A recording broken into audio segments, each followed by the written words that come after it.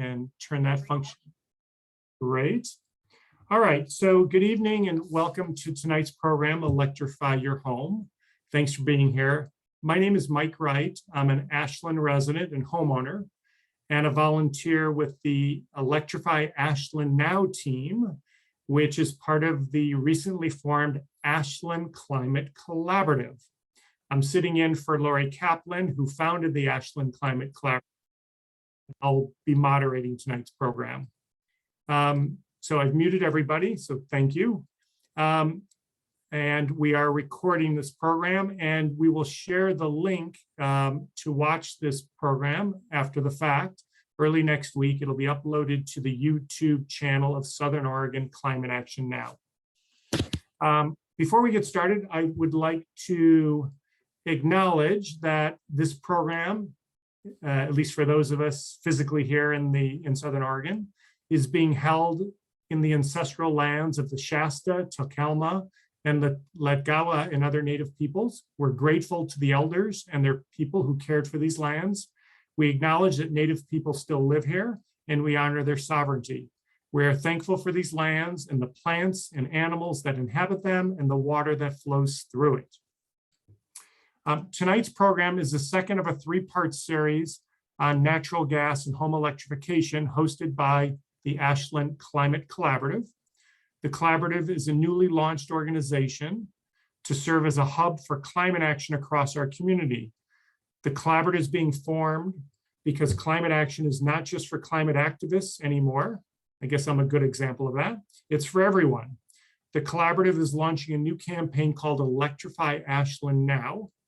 You can start learning about about the Ashland Climate Collaborative at our new ashlandclimate.org website, as well as the Electrify Ashland Now efforts at that website as well. Candace will chat these websites into the links.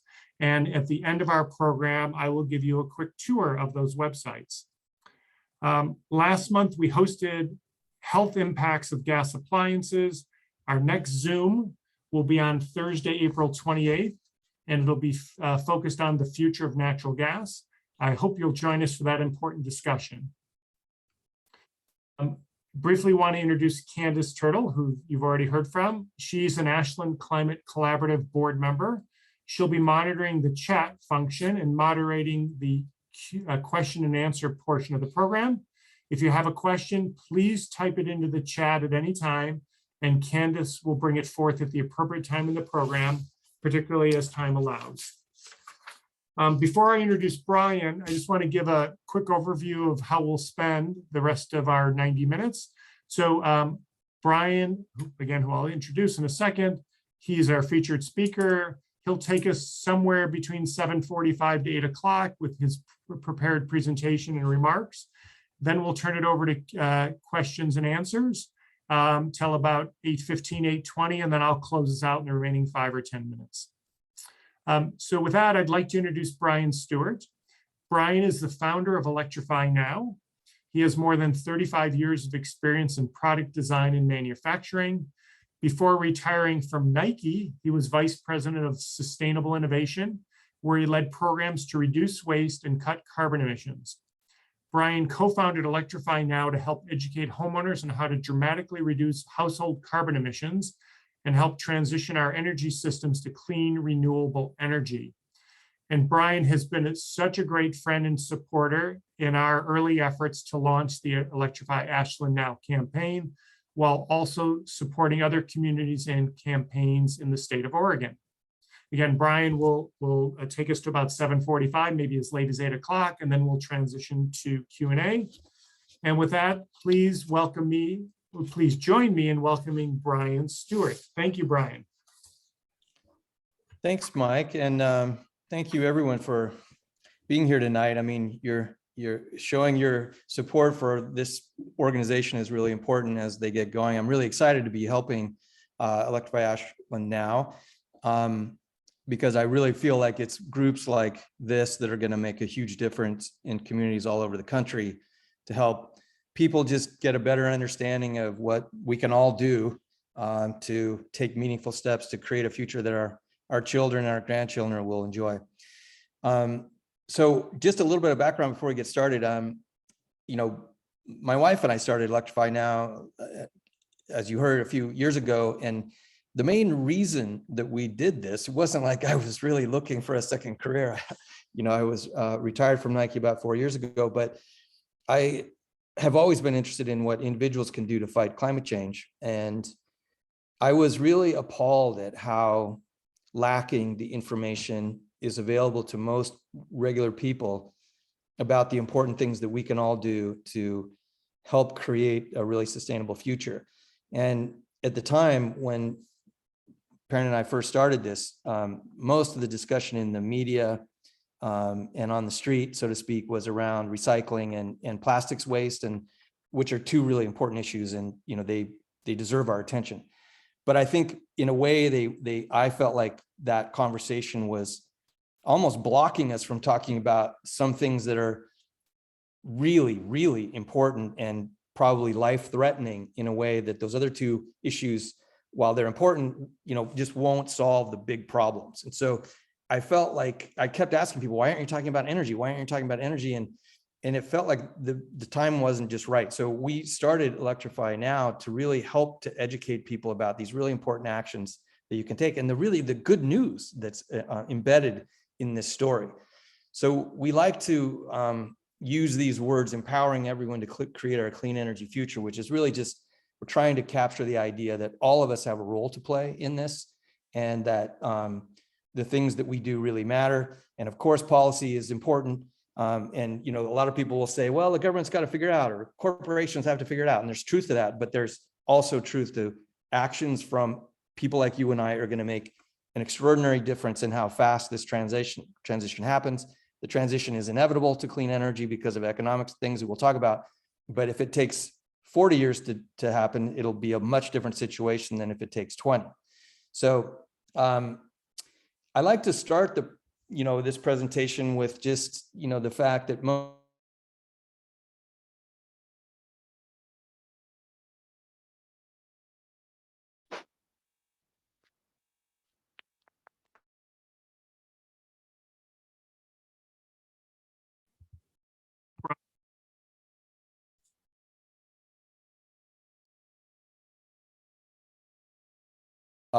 sorry, was I muted there? Yeah, you were. I'm sorry. That was me. You're back. Okay, thank you. So it really starts with understanding this simple fact that burning fossil fuels for energy is by far the #1 source of global carbon emissions. Here in the United States, fossil fuels burned to produce the energy for electricity, for the transportation that we all enjoy and need, and the heat to heat our buildings, and also for industry, accounts for 82% of the carbon emissions from the United States. This is a conservative estimate. I've seen estimates that are as high as 90. The rest of it is broken up between agriculture, industrial processes like cement, fluorinated gases that leak, landfill and wastewater, methane leaks. And if you look at any industrialized nation in the world, it looks very similar to this. It'll vary by single digits here and there. An agrarian society like you might find in rural parts of Africa or South America would have a higher agricultural component, and so the energy component might be slightly smaller. But in general, 75% to 90% as a global number is completely within probable reality. So it just means that you can't ignore this issue that fossil fuels are the problem. And there are other problems, but that is the #1, the big one. So if you look at this at a household level, what you find is about 60% of the emissions that people like you and I are responsible for come from the energy that we purchase. Think of it as the energy that you buy, your electricity, your gasoline for your car, your natural gas, if you have natural gas in your home. The rest of it comes from the things that we buy and the food that we eat. And the truth is, there's some things we can do over there. You can be a conscientious shopper and buy locally. Don't buy too much. Don't buy things you don't need, all those sorts of things. And you can chip away at these bubbles over here, but it's hard to get them to zero. Really, we need the people who make this stuff to work on our behalf in that regard. But this big black bubble, this 60%, it's entirely possible to take this to zero, eliminate it as a part of your personal footprint. And we've done it in our home, and we've helped hundreds of other people do it in their homes as well. And that's an important step, not only to reduce our personal emissions, but also to help change the whole system. Because really, the important thing to understand is we're all kind of like nodes in the energy system, all of us. And so the actions we take are essential to changing the system. So the bad news is we have to stop burning fossil fuels for these things that we need: electricity, transportation, and heat. We're not going to stop needing these things. In fact, more people around the world are going to need them than have them at the moment. Think of places in rural parts of the world or undeveloped parts of the world where they don't have access to these things that we take for granted. And they want and should have access to those things. But we have to figure out how to do that without burning coal and gasoline and natural gas. The good news is that wind and solar are now the cheapest way to get energy, period. This will vary a little bit around the world, but here in the United States, it's absolutely true. And in most industrialized nations, it's true. And it's fast becoming the picture in every country in the world. And you can see the reason for that is that solar prices have literally plummeted by, a factor of 10 over the last 10 to 20 years. And so, and the same is not quite as dramatic, but the same is basically true for wind. And they're projected to get even cheaper. Whereas the costs for gas, as anyone who's been watching the news will see that gasoline and natural gas prices are going up and up, and will likely continue to do that over time. The other good news is that the other essential piece of the puzzle, which is energy storage, has been following the rate, basically the same curve in terms of the cost reduction. So again, a factor of 10 difference between the 2008 prices and the 2020 prices. And this is why EVs are now becoming more and more affordable. And the manufacturers of automobiles project that by as soon as 2023, it will be as cheap to manufacture an EV as it is to manufacture a gas-powered car. That's not quite true yet, but that's it will happen very soon because of this exact phenomenon where the prices for battery storage continue to plummet. And then if you also consider that over the last 10 to 20 years, electric appliances have become dramatically more efficient.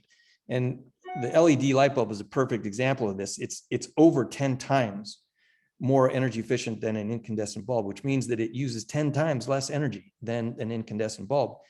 And when you multiply that, by the way, through all the electric bulbs in your house, it makes a big difference. So I would suggest you do it. But that's not the point of this slide. The point is that all these electric devices, including refrigerators and your cell phones and your computer and anything that uses electricity, gets more and more efficient all the time, which is not true, by the way, of fossil fuel power devices. They've barely changed in the last 40 years in terms of their true efficiency. So when you couple that amazing efficiency with the fact that the electric grid is gradually getting cleaner all the time and literally gets cleaner every day because of that fact that renewable energy is now the cheapest source of new energy generation, you get to this unescapable conclusion that we should be electrifying everything. And you might hear that terminology. It's starting to leak into the public consciousness, I think, as an idea. It's a big idea. It's the idea is basically that we use sustainable energy to create a renewable energy like wind and solar to create all this energy that's as much as we need. There's plenty of it out there. It's almost unlimited supply of energy between the wind and sun that's available. And then use that to power all of our primary energy needs: electricity, transportation, and heat. So you might hear that terminology, pay attention, or look out for it. So now I invite you to do a little, think about your own home for a minute. And the truth is that all of our homes are full of devices that burn fossil fuels. So take a little mental inventory of your own situation. I know in our house, when I started on this path and we decided, well, we got to do this ourselves before we start advocating to other people, we had a gas furnace. We had 2 gas burning cars, which is very typical. The average for the United States is 1.95 or something. We had a gas water heater. We had a gas stove. gas fireplace insert, gas lawn tools, and a propane powered barbecue. Guess how much all of these things produce over the course of 1 year? If you have, you can throw some ideas in the chat if you want, but just pick a number in your own mind. And I think what most people would be surprised to know that it's 20 tons of carbon emissions per year, 20 tons, which is a lot. And the truth is that, that's avoidable, which we'll talk about. Here's another little tidbit. So most people don't do this, but if you ever stop to add up your electric bill, how much you pay every year, your gas bill, how much you pay every year, the gasoline bills that you use, all the gas that you put into your car, for a typical household in the United States, it would be over $4,000 a year. And if you think about that, what you're paying for is fossil fuels, essentially, to be burned. Either you burn them yourself, or they're being burned somewhere else to create energy on your behalf. So when you add that up across all the United States, 125 million households times $4,000, it's over $500 billion that people like you and I, this is not including corporations or government buildings or anything. It's just regular people like you and I, $500 billion per year that we spend primarily on fossil fuels. So essentially you can think of it as all of our little home nodes in the energy system are funding climate change to the tune of $500 billion a year.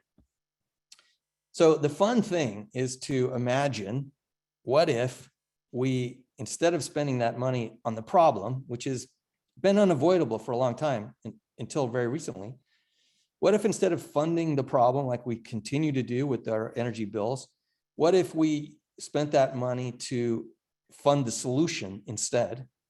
And what if doing that actually made our lives better, more comfortable, safer, healthier, and also saved us money in terms of energy costs? And that's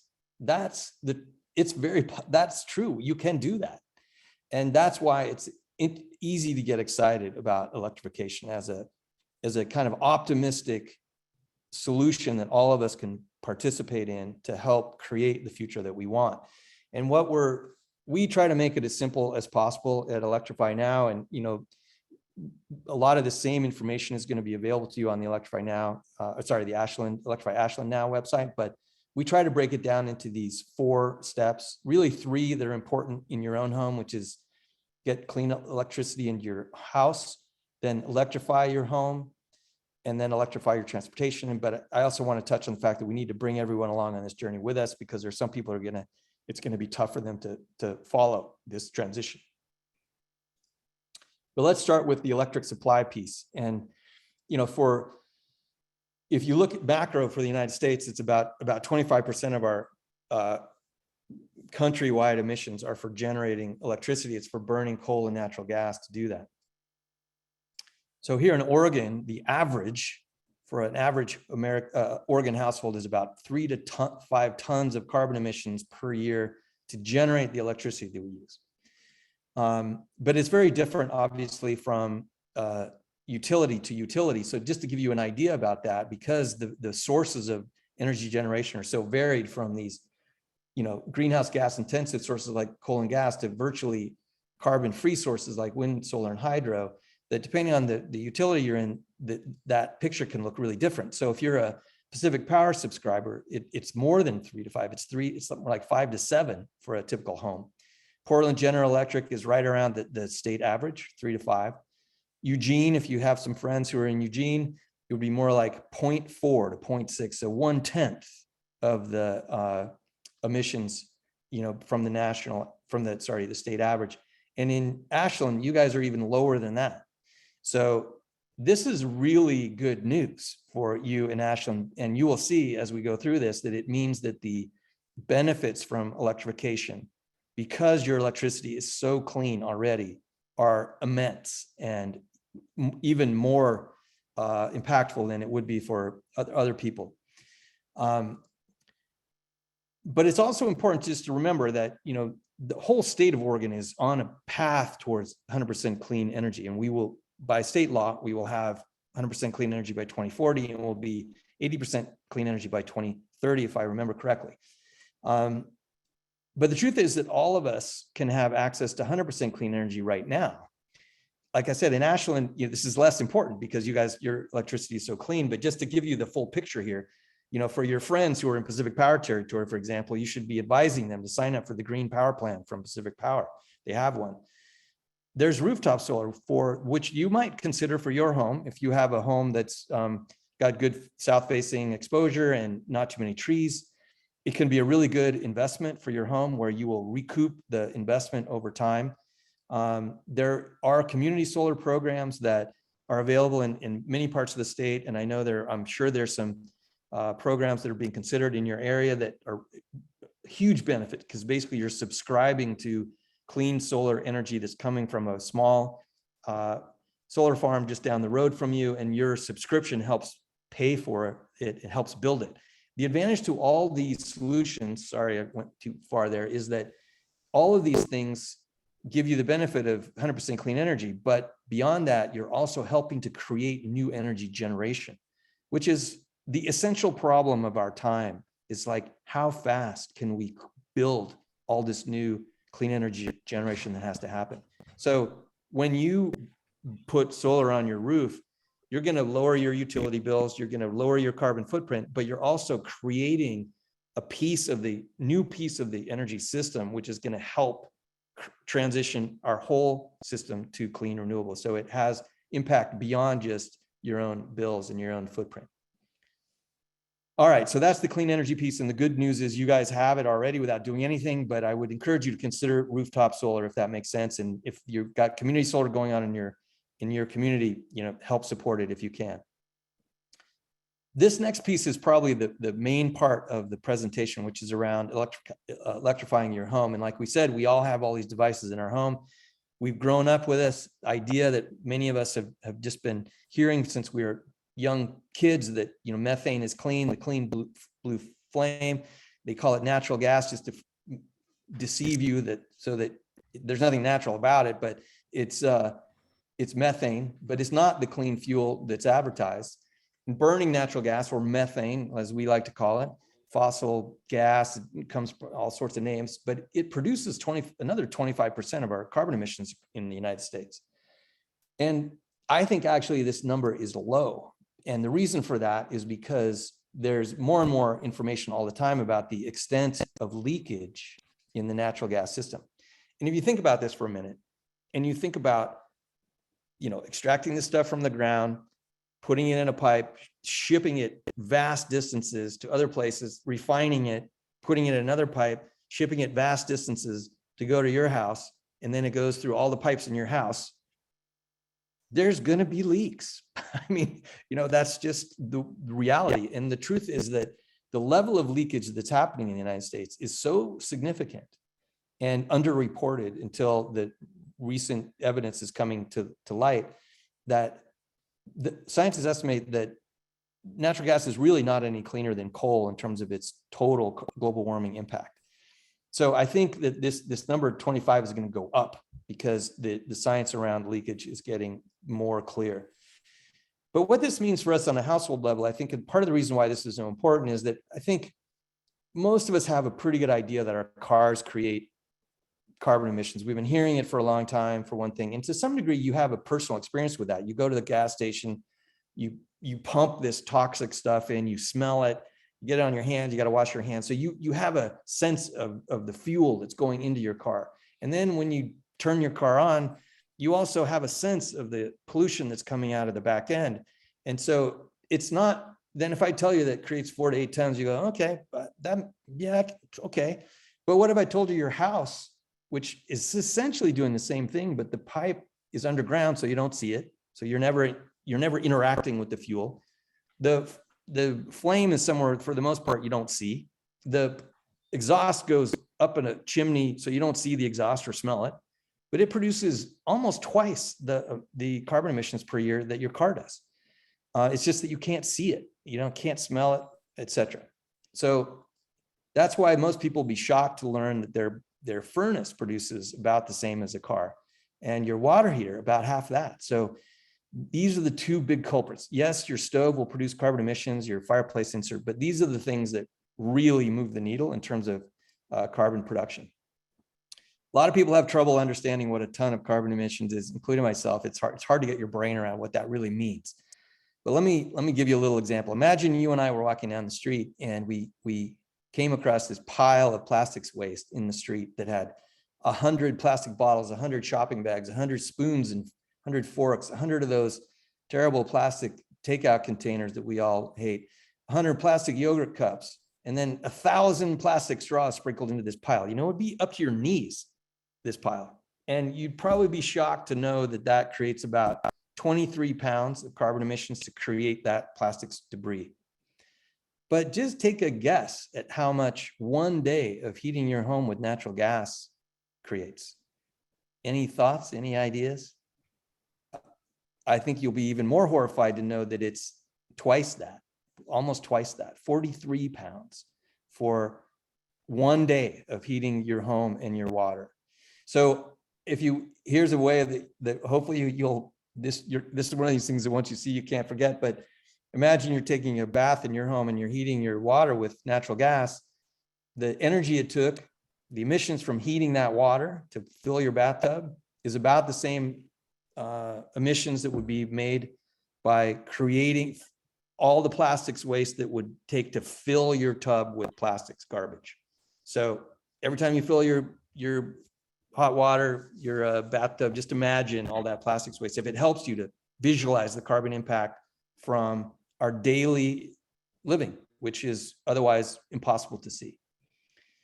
Okay, so let's talk about the answer here. So that's the problem. The answer is heat pumps, and for most people, heat pumps are mysterious and magical and impossible to understand. And so I won't really explain them to you, but I will point out, because they are slightly magical, we've had these things in our lives since we were little kids, and our refrigerator is a heat pump. And so if you think about your refrigerator for a minute, inside there, it stays very cool, and in your freezer, it's really cool, really cold. And what's happening is the heat pump in your refrigerator is moving heat from inside the refrigerator into your kitchen. So your kitchen gets slightly warmer. If you've ever put your hand behind a refrigerator, you'll notice that warm air coming there. Your kitchen gets slightly warmer, but inside the box gets dramatically cooler. So that's a heat pump. It's not creating heat. It's not creating cool. It's just moving heat from one place to another, and they're insanely efficient. Like during the heat dome last year, the heat in because we try not to use our air conditioning too much, it got over 90 degrees in our kitchen, and we still had ice in our refrigerator. So that's a 60 degrees, over 60 degrees difference in temperature. So these things are amazingly effective at moving heat from one place to another to create the conditions that we want. So for our homes, they come in two versions, these central ducted systems where you have this thing on the outside of your house, looks like an air conditioner box. It's connected to an air handler inside, which is connected to your ducts. And so it blows warm air in your home. It can literally operate in reverse in the summer. And instead of bringing warm air into your house, it's bringing cold air into your house.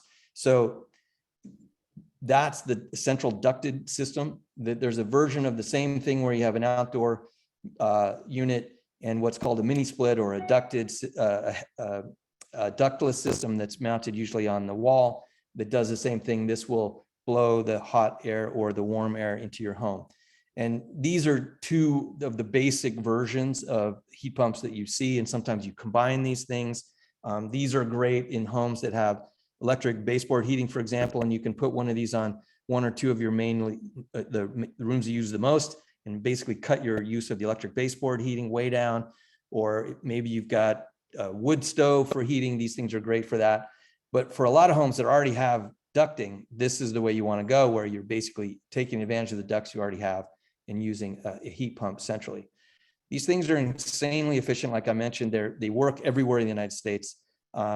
Even in cold places like Montana and up in Vermont and Maine, they're very effective. But here, where our client is, our climate is relatively moderate. I mean, you have a little bit colder climate where you guys are, but still, heat pumps are incredibly effective in this climate. Let's talk about cost for a minute. So basically, what this is showing is these different versions of heating: electric furnace, electric baseboard, older gas furnace, best gas furnace, a gas furnace with a heat pump. This is called a dual fuel system, where you combine the two things. And then these over here are the heat pump solutions. They come in different options, but this is showing the cost per million BTUs. And just so that basically you need 30 to 50 million BTUs for a typical house. And down here, you can see what a kind of range of annual cost would be to heat your home with these technologies. So you can see that the heat pump solutions are by far the cheapest way to heat your home. And in some cases, they're, half the cost. So I think that a useful comparison, since a lot of times we're talking about natural gas, if people have an older gas furnace, this is typically, the comparison, this $26 per million BTU down to, as low as 12 if you've got a pretty high efficient system. The difference between these three over here, we talked about ductless, they're really efficient because there's no heat losses from ducting. But this is basically, the cold climate heat pump is basically just a more efficient version of the variable speed. It's more expensive, but you get lower energy bills going forward. So they're the cheapest form of energy heating in our homes, and they provide air conditioning at no extra cost. They're also by far the lowest carbon emissions. So check this out. I mean, here, if you have an older gas furnace, it's producing, like we talked about, 5 to 8 tons. And even the best furnace is going to be 3 to 5. And then if you can start to combine it with a heat pump, you can see it takes a big chunk out of the emissions, because you're using the heat pump for a substantial part of the heating as well as the cooling. And then, of course, all the electric options just blow it away. But you can see the heat pumps are by far, it's an order of magnitude less carbon emissions. The same story is basically true for water heaters. These are the various versions, electric storage, gas storage, electric tankless, gas storage, the best gas storage, gas tankless. I've got them ordered in terms of how expensive they are as for your yearly bills. And this information comes from Energy Star. This is the yellow sticker that's on every device that you buy. It gives you an estimate of how much it's going to cost to run it for a year. So you can see a good heat pump, $100 a year. The very best gas tankless is going to be almost twice that. And while the other electric storage, which is pretty common out there, is 4 times the cost. So there's big cost savings to be had for heating water with heat pumps. And of course, it's a similar story with carbon emissions again. By far the cheapest emissions, you're getting down to the virtually no emissions here. And again, remember, this is, if you have rooftop solar, this would be 0. And same for your furnace. So you can see it's just dramatically fewer carbon emissions with going with heat pumps. And the important thing to remember is that this isn't some kind of tree hugger, put on a woolly sweater and, turn the thermostat down and suffer. We're not talking about that. I mean, I don't mean to throw people who do that under the rug, because God bless you, that helps to use less energy. But what I'm pointing out here, you can be every bit as warm in your house. You can have just as much hot water as you currently have and save money and reduce your carbon emissions. So it's a no compromise solution that's basically made possible because of this heat pump technology. And when you do these things in a typical home, you're going to avoid 5 to 11 tons of carbon per year just by those 2 devices. There's also some really attractive benefits from heat pumps and electric devices versus gas. And one of the big ones is superior air quality. And the real culprit when it comes to indoor air quality and gas devices is your gas stove, if you have one. You might have been seeing this has been in the news all over the place, from New York Times to local news, that the emission that are caused by combustion of natural gas in your home, it creates carbon monoxide and nitrous oxide emissions that are linked to higher rates of asthma, particularly with children. and you can easily get to levels of indoor air pollution that would be illegal if it was happening outside. And then there was the most recent new piece of news, which I think should be nail in the coffin for gas stoves, is that they leak methane in your home even when you're not using them. So when they're not turned on, they're leaking methane in your home, which is dangerous because it's bad for your health, but it's also a really potent greenhouse gas that's being leaked into your home and ultimately into the atmosphere. And induction cooking has none of these byproducts of combustions that we're just talking about, zero. So you don't have those health issues. And they're also just way better products. I mean, talk to any of your friends who have one and they will rave about them and tell you why they would never go back to gas. First of all, they perform better. So they'll heat water almost twice as fast as a gas stove. They're much easier to clean because it's basically a sheet of glass compared to, you know what it's like anytime you spill spaghetti sauce down into the grates here. It's a nightmare. Here, you just wipe it off. They're safer because they're cool to the touch, so kids don't get burned. They don't produce those emissions. And they have much more precise temperature control. So you can do, low heat really well. You can turn it up and then turn it down really fast, and you don't have this overshoot heat. So lots of reasons to be excited about induction. They're going to produce fewer emissions. This is comparison for you in Ashland. So it's about a third of the carbon emissions. And the same sort of story that these electric devices are better is true if you look at anything, whether it's cooking or a fireplace insert. There's electric fireplace inserts that your friends will never be able to tell the difference between a gas fireplace insert and an electric one in terms of the way it looks.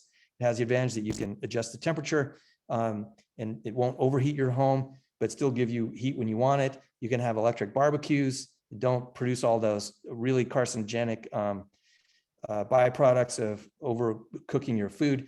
You can have electric powered lawn tools that don't need maintenance. They don't need to be refilled with gasoline. They perform just as well. So there's basically no end to this story that electric devices are better than anything you have in your home that burns fossil fuels. Lastly, I would just say it's worth it to dream about this idea of eventually, when it's right for you, to cut the pipe, the natural gas pipe to your home, literally. And the truth is that, and we've done this in our home, once you've replaced all the gas burning appliances in your home, you can call the gas company and say, hey, please come take my meter away. And they will. They'll come and haul this ugly thing off the side of your house. And then you can call them back and say, I'd like you to cap the methane pipe at the street. So now there's no gas on your property. So there's no danger of, that gas exploding if there's an earthquake. There's no danger of that leaking into your neighborhood. And you will save money by doing this because, you pay about $120 a year just for the pleasure of being a customer of theirs, regardless of how much you use. And you will avoid those methane leaks in your house and the neighborhood. And you'll be doing the world of public service because you're doing what needs to happen at a grand scale, which is scaling back the gas system and eventually basically dismantling it. So you're taking care of your part of that. It won't cost you anything. The gas utility will do that for you for free. They're obligated to do that. So that's something to dream about. All right, let's talk about automobiles here for a second. Like we said, transportation is a huge piece of the emissions from our country. They're about 30%. In here in Oregon, it's closer to 40 or 45%. It's mostly from cars. There's a lot of talk about air travel, and minimizing air travel is the right thing to do. But it's really your car that's the problem. Like, airplane travel is a tiny portion of the country's emissions. The emissions from automobiles and light trucks and the trucks that are on the freeway, anything you see on the freeway, that's about 60 to 70% of the transportation emissions. So it's our cars that are the problem. And if it helps you, again, if you go to the gas station, imagine filling up your car, stuffing every conceivable crack and cranny inside your car with plastics waste. That's essentially what you're doing every time you fill up your car in terms of the equivalent emissions. And the good news is that EVs, when you charge them with renewable energy, will produce zero emissions. The battery prices are plummeting like we talked about. the charging infrastructure is growing by leaps and bounds. You might have heard that President Biden just signed a bill to spend, billions of dollars on charging infrastructure, but it literally gets better every day here. And just in case anyone says, yeah, well, someone might say, well, aren't we just trading, the carbon emissions in our car from the carbon emissions that it takes to produce energy, the electricity? Here's a good piece of information from the Union of Concerned Scientists, who I do a lot of work with.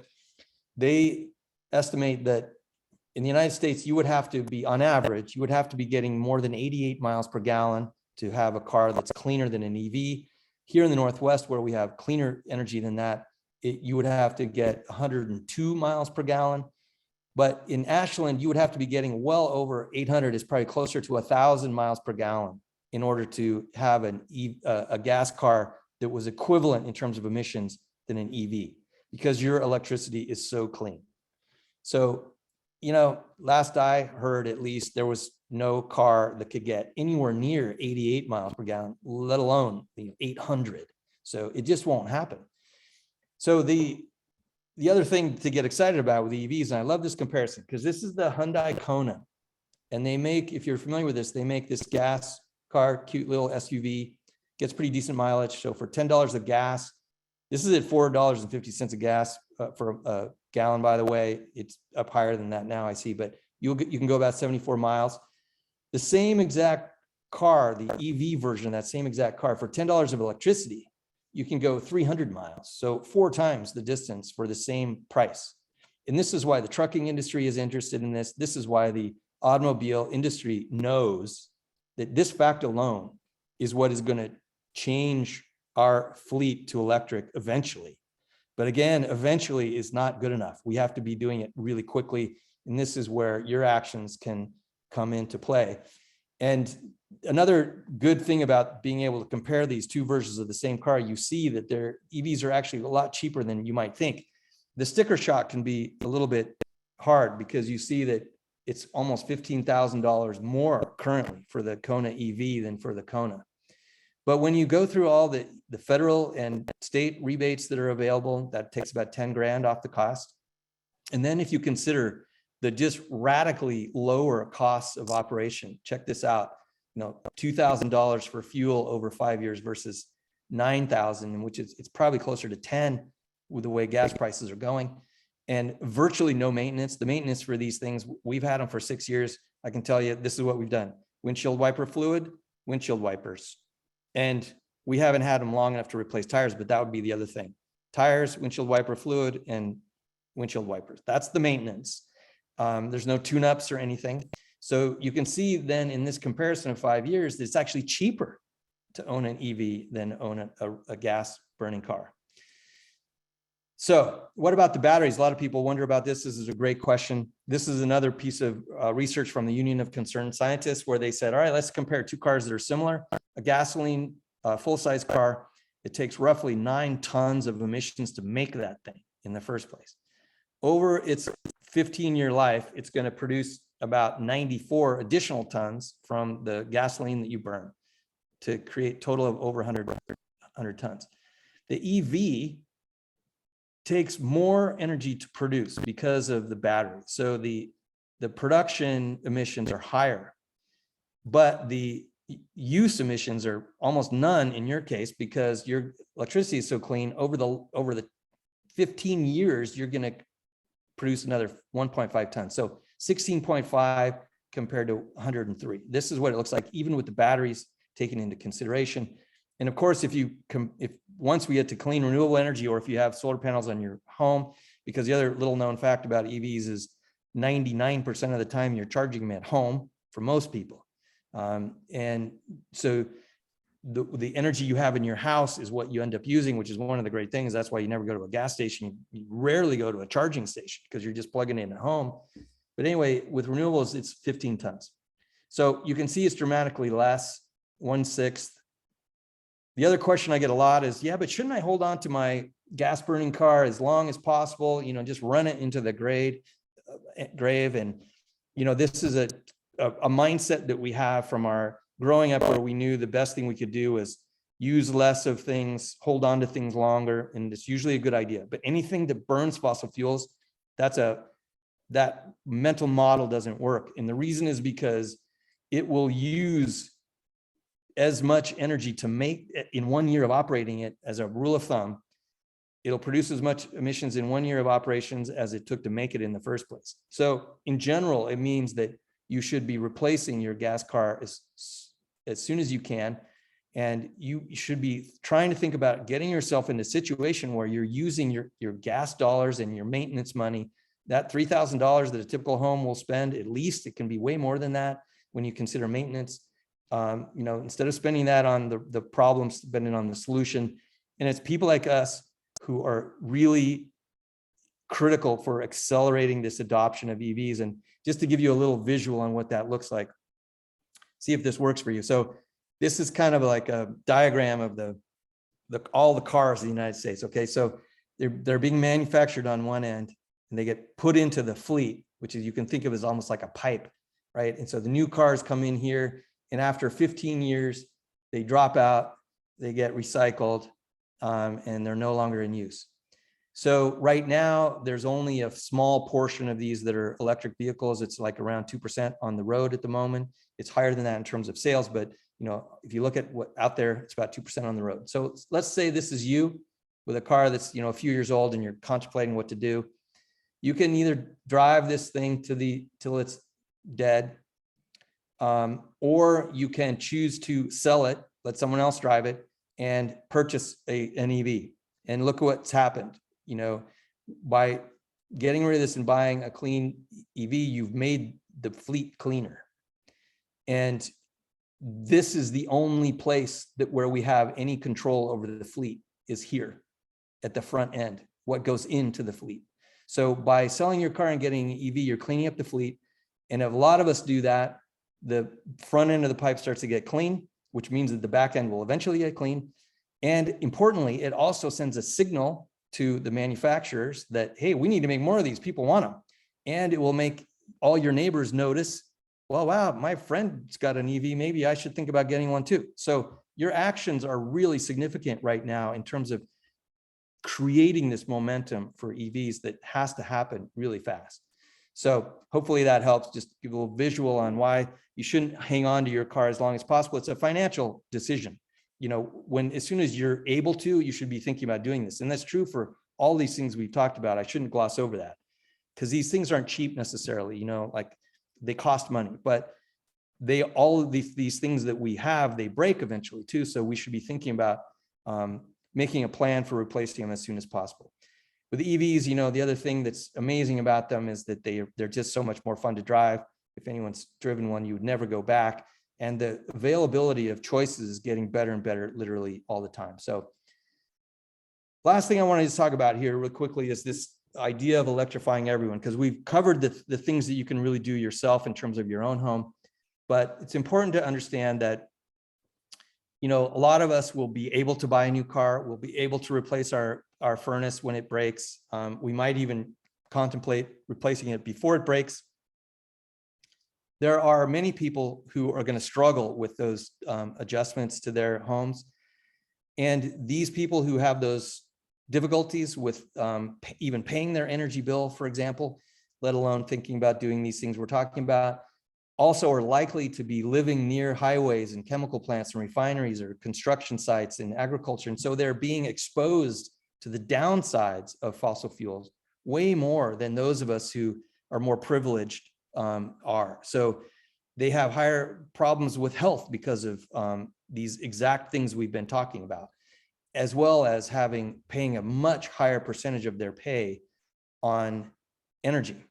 So for some of us, our energy bill, it's not like we're not really worried about paying it month to month. There's other people who are making real decisions about feeding their family versus keeping the heat on in their house.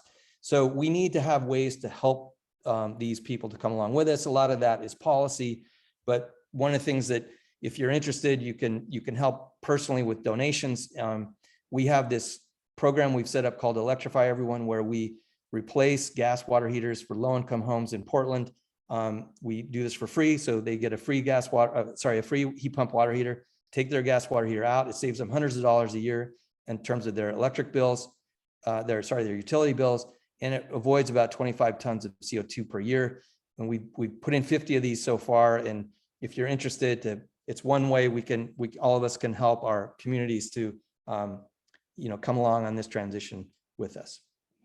So if you don't remember anything else, remember these 4 things. It's your electricity supply, although in your case, it's pretty clean. For most people, it's something they need to act on. Your car or your cars, if you have more than one, your furnace and your water heater. These are the big things to focus on. But of course, anything that you have in your home that burns fossil fuels, get rid of it as soon as you can. You'll be happy you did. I can promise you that, because the electric device will just be better. We have a lot of information about all this on our website, but this is a great place to transition, because you're going to get your own website with local resources, which is really important. But if there's anything that we can help you out with, because there's information on our site, feel free to check it out. It's organized exactly the way we talked about: clean up your electric supply, electrify your home, etc. So thank you. And I would say, happy to answer questions, and, provide any kind of support I can to help you all individually and you as an organization.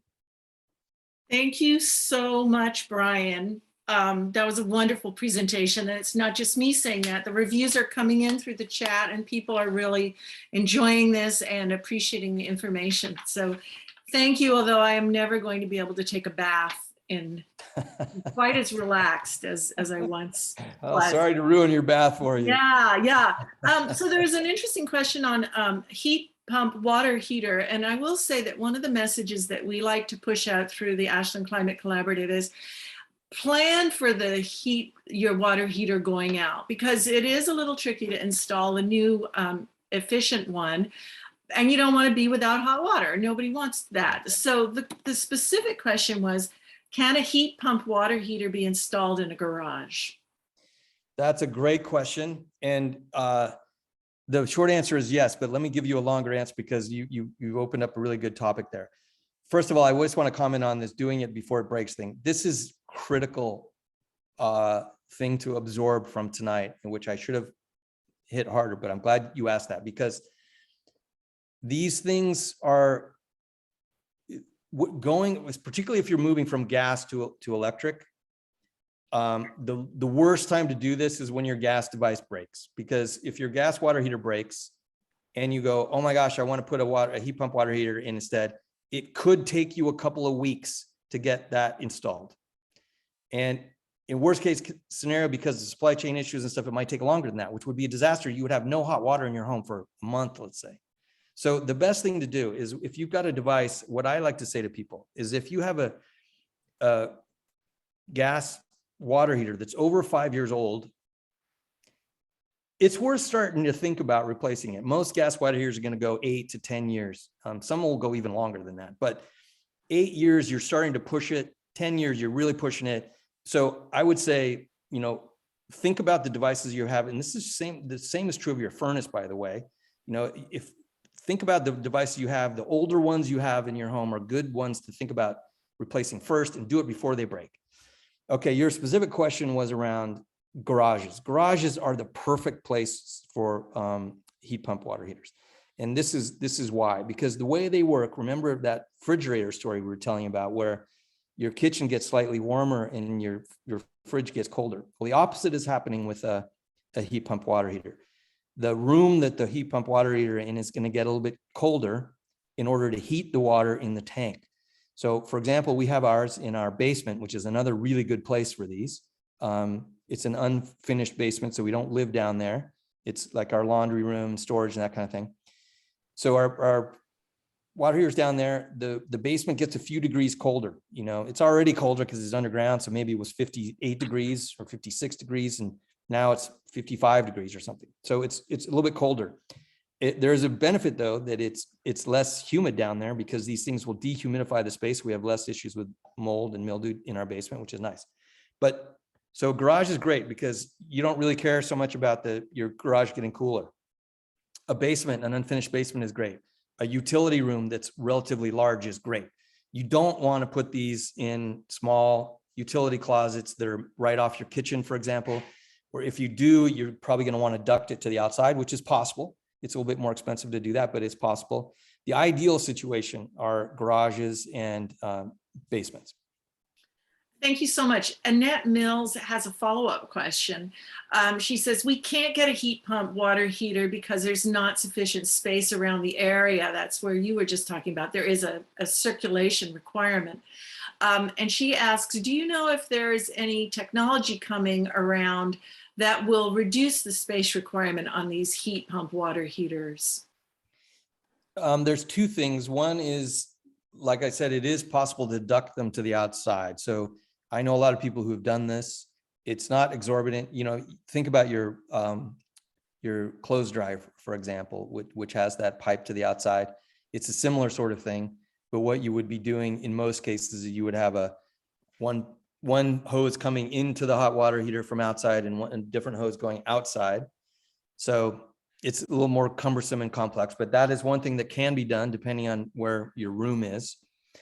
But in terms of other solutions for that, you know, there are new versions of these that are coming that my guess is will require less space, but you're always, I think, going to have this issue that they're going to be cooling down the space because that's just the way they work. Okay. So I don't know whether there will ever be a heat pump that doesn't have some kind of requirement like that. Okay, thank you. Switching to methane in the home, a lot of it created by cooking. One question is there a device that is available where we could measure the methane in our homes ourselves? Not that I'm aware of. There are good devices that will measure carbon monoxide levels in your home, that's one of the dangerous things that these gas stoves produce. And so they're very easy and affordable. They'll also measure fine particulates like sub 2.5 micron particles. They're really good. There's a bunch from Air IQ is one of the ones that we have. They're not super expensive. They're around $100 or something like that. You can have one of these and it will give you continuous monitoring to let you know what your indoor air quality is, which we like because during wildfires and stuff, it gives you an indication of how healthy your indoor air quality is as well. But if you put it somewhere near your stove and you start cooking, you will see that there is an immediate reaction from particulates if you don't have good ventilation. And and some of these also have carbon monoxide level monitors as well. Okay, thank you. Turning now to electric stoves and gas cooktops, there's a couple of questions.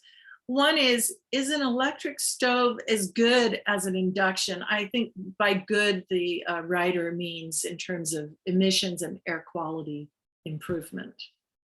In terms of emissions and air quality, yes, they're very similar. In terms of cooking performance, though, it's very different, as you probably know. They actually heat up a lot faster than a lot of people think, but the temperature controls on them are not very responsive. So, for example, getting it hot takes a long time.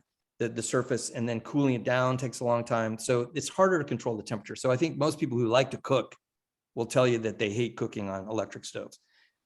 That is not true with induction, because induction is actually more responsive than gas, and more precise, and has a higher range of temperatures that you can cook at. Like with gas, if any of you have a big gas stove, you'll know that's great because you get a lot of BTUs, but it's almost impossible to avoid burning your eggs because it's hard to get the temperature low enough.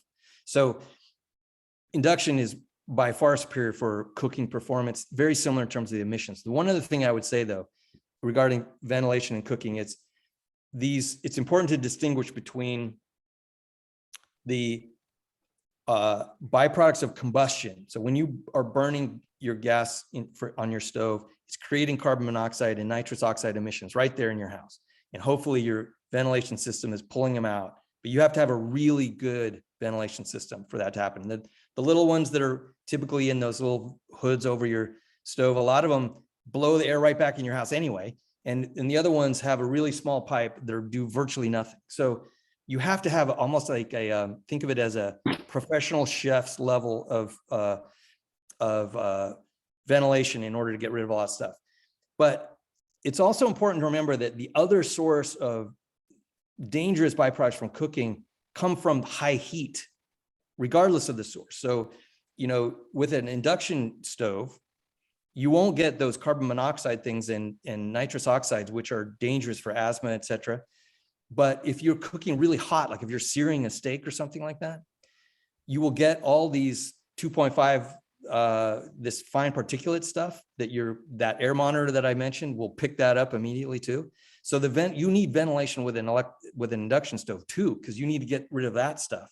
But you don't have these other really toxic byproducts that come from stoves, or gas stoves in particular. So I hope that clears that up a little bit. So let me summarize what I think you said, which is that the emissions created by an electric and an induction are relatively similar. The quality of the cooking experience is much greater improved with induction. Yes. I think that's why people will say, you know, cooking with electric stove would feel like a compromise compared to a gas stove. If you like to cook a lot, that feels like you're going backwards. But going to an induction stove is an improvement. So if that helps. But in terms of emissions, yeah, the electric and induction are very similar. And Kathy Conway is weighing in. She says, we have an induction cooktop and we're totally thrilled with it. It's better than gas. I would never go back. Yeah. I have not seen any questions on the heat pump heating and cooling, but Janice says that she could, Janet, excuse me, said she could do a commercial for it. She said not only is, you know, she getting all the benefit of saving money and helping the environment, but the quality of the temperature, the consistency, it's not cold and then hot and whatnot. And she's really big on that. Yeah, you know, can I comment on that? Because you're bringing up a really good point. So thank you for doing that. I didn't, you know, I feel like there's so much territory to cover, so I try not to be talking forever, but, you know, I could talk about that topic for a while because the improved comfort with a heat pump is a real thing. And there's a reason for it. You know, if you think about this, a gas furnace, when you turn it on, it's going to create temperatures of somewhere around 3,000 degrees inside the gas furnace. So the problem the gas furnace has is how to get heat that you want, which is like 75 degrees, let's say, out of this thing that's creating heat that's 3,000 degrees. So it's an engineering problem. And one of the solutions for that is that you turn it on for very short periods of time. You turn it on, boom, and it creates all this heat. You blow this warm air into the house, then you turn it off. So what happens in your house is your heat goes, the furnace kicks on, the temperature goes up. Let's say you've got your temperature set at 72, your temperature would go up to 75 or 76, then it would go off. Your temperature will go down to about 68, it'll come back on. So you're gonna be cycling like that, and you'll notice that. The second thing that happens is because it's on for a short period of time, is it means that the places near the ducts get really toasty. The places far away from the ducts can stay cold. So you don't get even heat. With a heat pump, it's a completely different thing because the heat that is being generated, instead of being 3,000 degrees, it's like 80 degrees, let's say, or 90 degrees, or maybe 100 if it's really trying to warm your house quickly. So it will be on nearly continuously. So you'll get air circulating through your home, which has two huge benefits. One is that it'll permeate your whole house. You won't have hot spots here and cool spots here. And the second thing is that means that there's more air going through your air filter.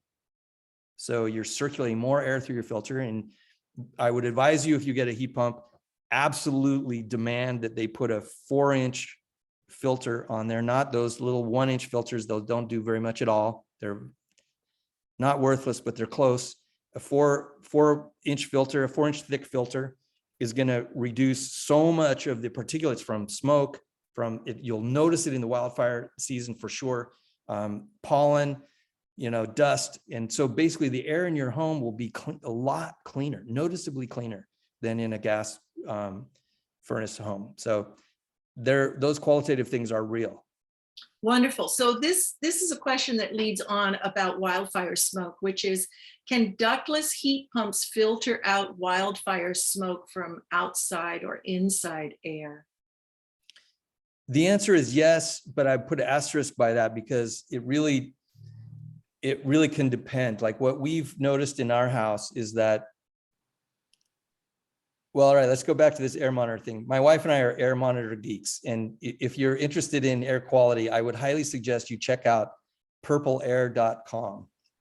And if some of you on the call might be aware of this, but it's a really interesting thing. You can buy a monitor on your home. They get you, it's really easy. You stick it up outside. I think these cost about $400 or something like that. So they're not cheap, but you put it on your house and you will get instant readings about the air quality, not down the road 4 miles, but right in your backyard. Okay. So, and the other thing that you get from that is you can, even without buying one yourself, you can go on purpleair.com and you will see all the people like us who have bought these things in your neighborhood. So there's likely somebody in your neighborhood who's already done this. So you can see what the air quality is right in your neighborhood with this technology, which is really cool. It's sort of crowdsourced air quality thing. So that's the good news. The bad news is during a forest fire, you'll be horrified to see what some of these readings are. They can be astronomical, like 400, AQA,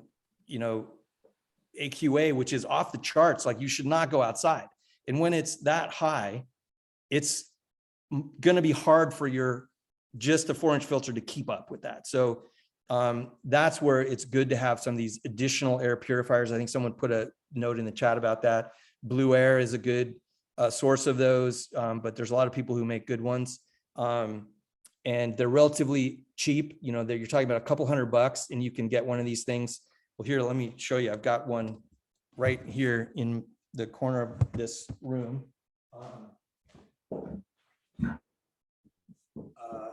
You see, sorry, this room's a little bit of a mess because we've had some construction, but can you see that little cube in the corner there with the white top? Yeah. All right. Yeah, the far distance, yes. Yeah, sorry, it's a little hard to see, but that cube will keep our whole house here, the air quality insanely high, even during the really bad forest fires, that the heat pump on its own wouldn't keep up. So the combination, we can have really clean air in here when it's 400 outside. Okay, thank you. And sorry, one last thing, those little air purifiers, they come in really small. You get a small one for your bedroom, for example, that costs maybe $150, and you will just sleep better knowing that you've got really clean air in your bedroom at night. There's lots of advantages to doing that. Thank you. We've got a few more questions we're trying to squeeze in here. Okay. There's a question that someone says from Bob, Anita's Bob. Is a heat pump a standalone heating system in cold environments? I think that she's trying to ask the question of, do you need to have a gas backup in a cold environment, or can you rely completely on a heat pump system? That's an excellent question. So thank you for asking that, because the short answer is yes, but let me elaborate a little bit. You don't need gas backup. And a part of what's happened is, this technology has gotten better and better and better over the years. And when heat pumps first came to the US, they were really targeted for the southern part of the country, where it was primarily for good air conditioning, because that was the main problem they had. And then, in the winter, whoa, it's getting down to like 65 degrees. We need the heat on. So, even a bad heat pump will handle that. So the first wave of these devices that came in the United States weren't that efficient. They didn't need to be, because they were mostly air conditioners that also provide some heat in those really warm areas. Now the better devices are coming in, and the manufacturers are getting better. So like I said, you can get a heat pump that will give you perfectly adequate heat down to minus 15 degrees. I mean, I'm not joking. That happens, even colder, but we don't typically get temperatures like that often, but these devices can handle that. So the answer is you do not need gas backup, but you need to get the right heat pump. If you don't want gas backup, you need to get the right heat pump for your home. And so this is why having a contractor who really knows what they're doing and who's excited about heat pumps and will stand by their work is so important. And that's why, as Mike's going to talk about later, we've been spending some time to align find those contractors, those trusted suppliers, so you will get something that will really work for you. But And I you do think not that- need gas back. And I think that points again to the idea that you really want to plan these things out. This is an important purchase, and you want to find someone who's enthusiastic about it, who has the experience, and take the time that you need.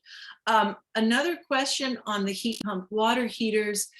Could you comment on the noise level that they generate? Yeah, that's a good question. And, it's funny with the noise on these things, because we've had one for years and never had a problem with it.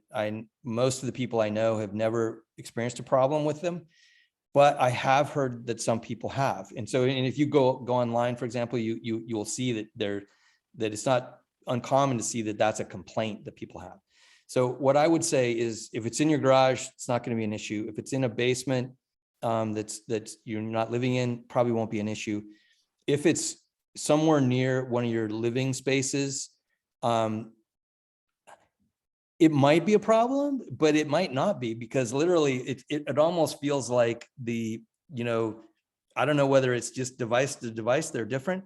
There are some tricks that I've heard about that people can do to make them less noisy. For example, if you put a flexible cable into them, because supposedly the noise is usually a vibration that happens in the water pipe that goes into the unit or out of the unit. So if you use flexible piping into it, supposedly that cuts down the noise a lot.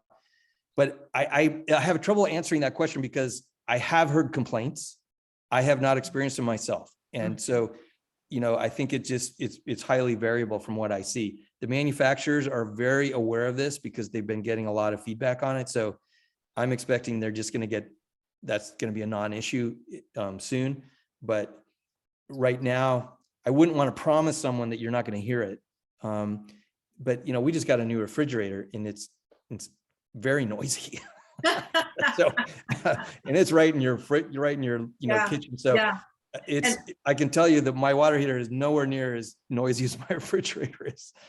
Yeah, and I want to put in a quick plug here that the city of Ashland has rebates to help you buy some of these pieces of equipment. So you can look at their website. You can also access that website from the Electrify Ashland Now and Ashland Climate Collaborative websites, which I've chatted in a couple times this evening, so people can do that. Anita asks a question that I really want to know the answer to, because I am very close to replacing my gas cooktop with an induction. And she says, I'm concerned about adding to the landfill. What do you recommend doing with the old gas top that you're going to remove? It's a good question. I think the very best thing you can do is recycle the material, because there's a lot of steel in those things, which absolutely can be recycled.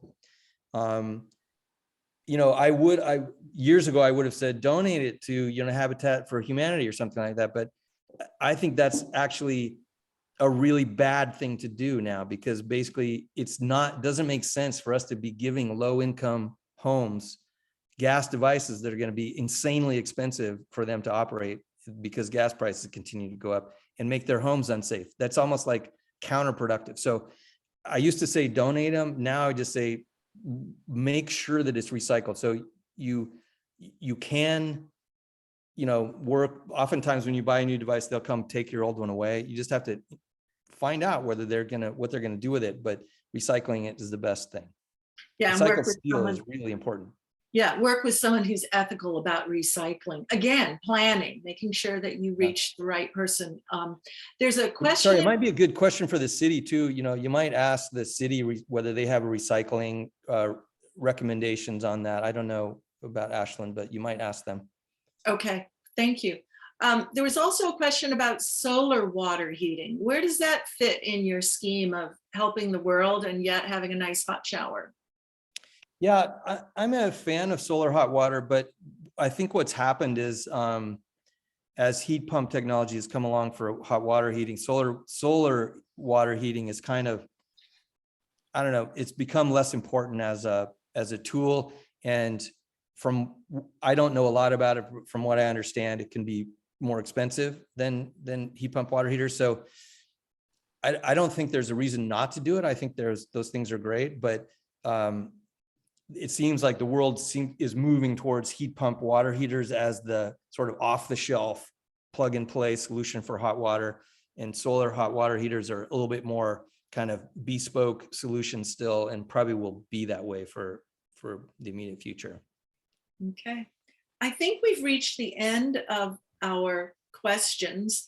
I'm kind of interested and pleased that we don't have a lot of questions about electric vehicles. That says to me that maybe we are sort of really moving into the mainstream with that.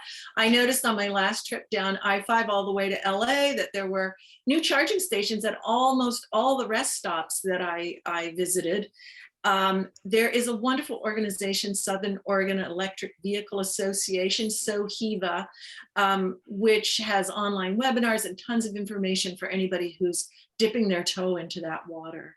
Mike, I think that you had some wrap up closing remarks, and this has been a great evening. Thank you, Brian.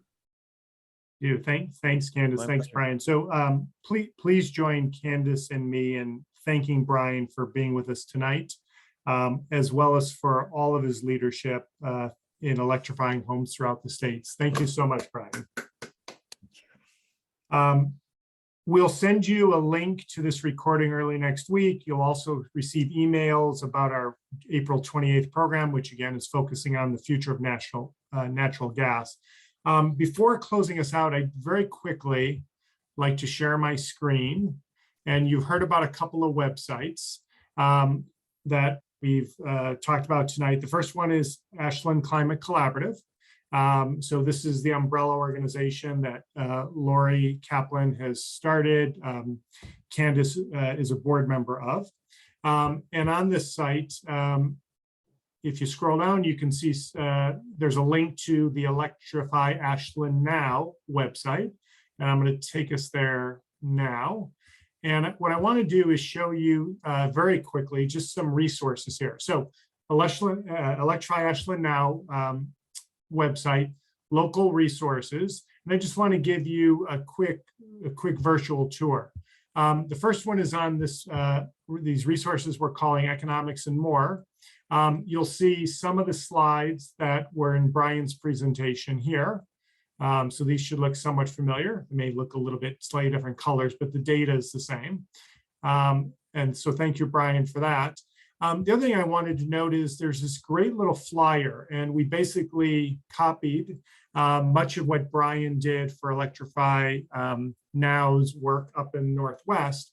And with Brian's support, amazing support, he, as you saw in some of the earlier slides, we've Ashlandized this. It's got Ashland energy sources and costs of energy in here. And so I just want to point out there was a question earlier about induction versus electric cooking.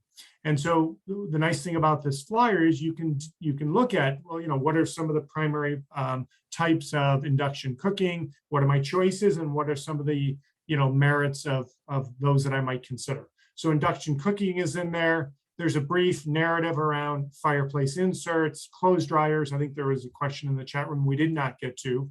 So I just want to acknowledge that about clothes dryers. There's some brief text there. And then there's a fair amount of data here for water heaters and space heating and air conditioning. So you'll have a chance to peruse this at your own convenience. So that's the first thing I just wanted to make you aware of, is this Economics and More set of resources. Second one is joining a support group. This idea is we're planning to host hour-long monthly Zoom support groups. The idea is connecting neighbors who are interested and seeking solutions to problems. So if that's something that you are interested in joining, we'll have more information. You can click here to contact the group and let us know that's of interest. Next thing I want to point out is plan your journey. And you heard some references to this tonight. This notion of kind of planning ahead, understanding your, maybe what your electrical capacity is, so that, so that if and when the time comes, you don't have to wait months to figure out, well, geez, do I have enough electrical capacity? The other, as Brian alluded to, is, maybe it's around year 5 of the life cycle of a furnace or a water heater. Start to think ahead of, when might be the proper time to transition out. So just want to let you know, there's a kind of a step-by-step process that if you want to follow, this will take you through for doing some planning to electrify your home. There was also a brief reference to local contractors. And so the group of volunteers at Electrify Ashland now, have given you a starter sense of who some of these local electricians are, HVAC contractors, plumbers, insulation contractors. So many of us have experience with folks here, and it's not all inclusive. It'll be added to over time, or maybe some folks will come off. But if you're wondering, who do I contact? This is an attempt to give you a starting point. And then finally, how I did it. We are very interested in capturing stories. There's Lori Kaplan, and she has shared her story along with her husband, Bob, of electrifying their home. And here's another story here from the Berkermeyers. And so we'd love, if as folks are going through this journey, we'd love to capture your stories so that other folks can learn and be fast followers. So those are some of the key resources that we're building out there. Not, we're never done, but we formally launched tonight our website. The other thing I'd like to say is that for those of you who are eager to get started or continue electrifying your home, please note that all of these cleaner and more efficient technologies are actually available. They're available in the marketplace today. That said, we need to acknowledge, because of some supply chain challenges that we've all heard about, lead times on equipment could be longer than usual, and contractors might not be as available or responsive due to labor shortages. So just naming that. But again, we'd love for you to share your experiences on our web pages so that we can all learn more together.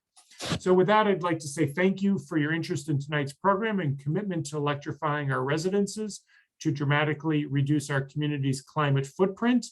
And final closings that I want to leave you with as we come to the end of our 90 minutes. I am reminded of a quote from Maya Angelou, the American poet and civil rights activist. Many of you have probably heard this, but if not, and her quote is, "Never doubt that a small group of thoughtful, committed citizens can change the world. Indeed, it's the only thing that ever has." Thank you so much, and for your participation and engagement in tonight's program. Thank you.